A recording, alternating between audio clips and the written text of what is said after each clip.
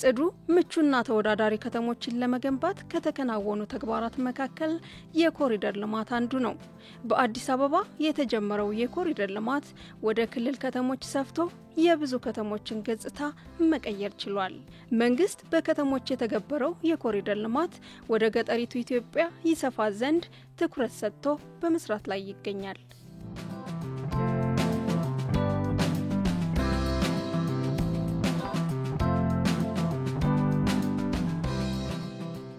የበለጸገች ኢትዮጵያን መፍጠር የምንችለው በከተሞች ብቻ አይደለም።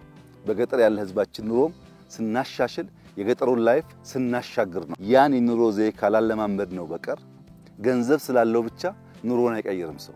ገንዘብም ሐሳብም ያስፈልጋል። ከመንገድ ራቅ ያለ አጥሩ ቆርቆሮ ያልሆነ ቤቱ መኝታውና ሳሎን የተለየ የሶላር ሲስተሙ ለሞባይሉ ለቴሌቪዥን ቻርጀር መሆን የሚችል ከኩራዝ ወደ መብራት እንዲገባ ኑሮ እንዲሻገር እንዲሻሻል ከነበረበት ደረጃ ከፍ እንዲል በትብብር መልሰን ለገጠሬው መልሰን ለአርሶ አደሩ የምንከፍልበት ጊዜ ነው።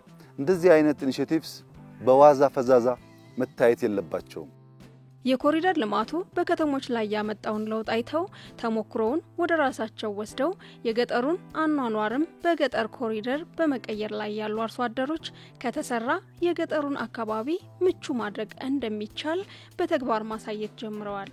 እንደ ሀገር የተጀመረው የኮሪደር ልማት ከከተማ ተሻግሮ ወደ ገጠራማው የሀገሪቷ ክፍሎች እንዲሰፋ መደረጉ የዜጎችን የአኗኗር ዘይቤ በእጅጉ እያዘመነው መጥቷል።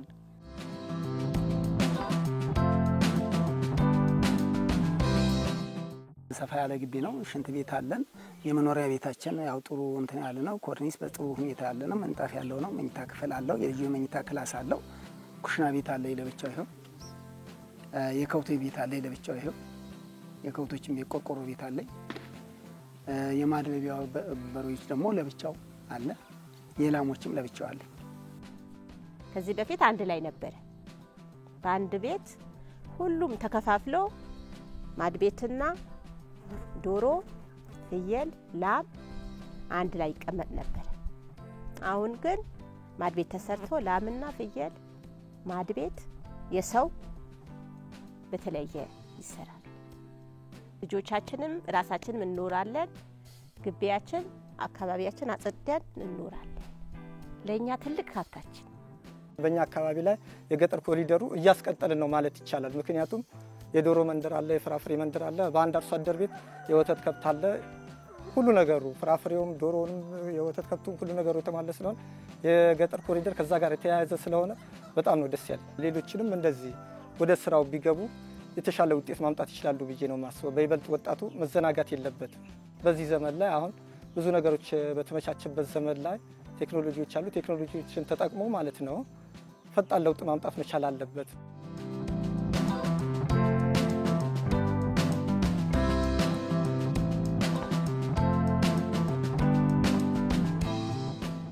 ከተሰራበት በራውን ገነት ማድረግ ይቻላል።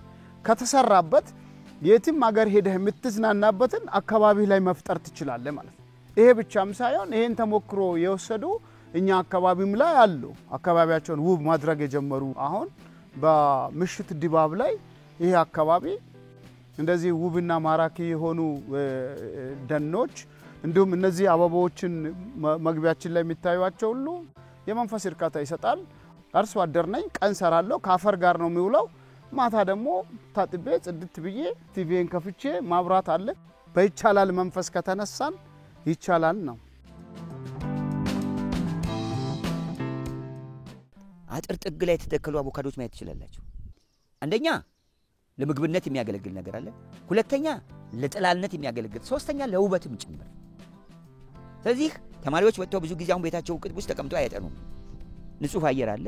አባትም ቁጭ ብሎ ዘጋ ምን ያደርጋል? የምክር አገልግሎት ይሰጥበታል ዛፉ አጠገብ።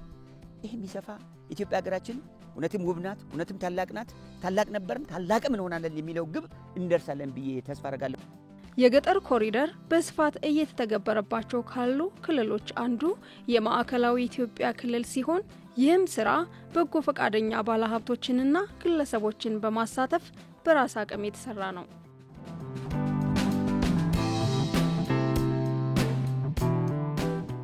የአንዱ ቤተሰብ ቤት 3 ቤድሩም አለው።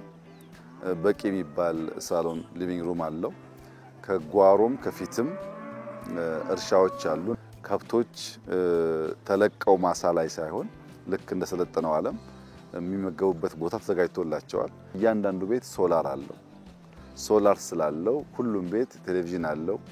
ሁሉም ቤት ስልክ ቻርጅ ያደርጋል። መብራት አለው። ይሄ ለኛ አርሶ አደሮች በጣም ትልቅ ትርጉም ያለው ነገር ነው። ስለዚህ እያንዳንዱ ሃውስሆልድ ኢነርጂ ያገኛል። ከቤተ ዘመድ ጋር ራቅ ያለ አካባቢ ካሉ ሰዎች ጋር በስልክ መገናኘት ይችላል። ይሄንን ያኗኗር ዘዬ በኢትዮጵያ ደረጃ 50-60% አመጣን ማለት ከበለጸጉ ሀገራት ያኗኗር ዘዬ አስተካከል ነው ማለት ነው። የሚኖሩበት ቤት የተሻለ እንዲሆን፣ የሚተኛበት አልጋ የተሻለ እንዲሆን፣ መጋዘኑና ሰው በተለያየ ቦታ እንዲኖር፣ የተሟላ መጸዳጃ ያለው፣ መውጫ መግቢያው ንጹህ የሆነ የተረጋጋ ለኑሮ የተመቸ አካባቢ መፍጠር ማለት ነው። ጅማሮችን ጥሩ ነው። መስራት እንደሚቻል ውጤት ማምጣት እንደሚቻል አይተናል። ግን ማስፋት ይጠይቃል። ማነቆችን መፍታት ይጠይቃል። ለዚህ ደግሞ ሎያል መሆን ይጠይቃል።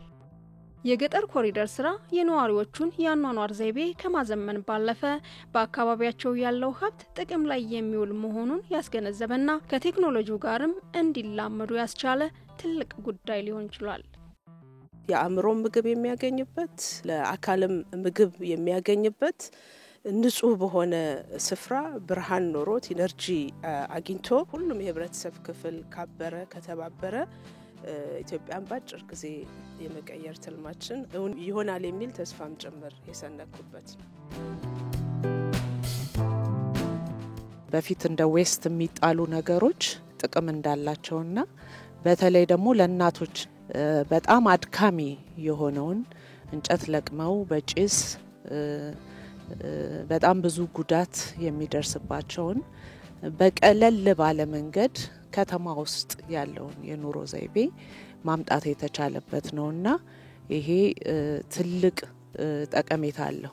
ወፍጮ ለማስገባት ማይመች፣ መንገድ ለመስራት ማይመች፣ ኤሌክትሪክ ለመዘርጋት ማይመች የነበረው በዚህ መንገድ ሰዎች ሲደረደሩ አንደኛ ለእርሻም ይሆን ኩታ ገጠም ለማድረግ የሚያስችል የተሻለ እድል ይፈጠራል። ሁለተኛው በቀላሉ ሰርቪስ ያገኛሉ። ሶስተኛው ለመተጋገዝ የሚያስችል ማህበራዊ ህይወታቸው ይቀየራል። ይሄም ያመላክተን አንድ ምናብ ነው፣ ነገር ማየት ነው። ነገ ምን ይኮናል የሚለውን ቀጣይ መላገሪቱን ወደዚህ መቀየር የሚያስችል እድል ፈጥሯል የሚል እምነት አለኝ።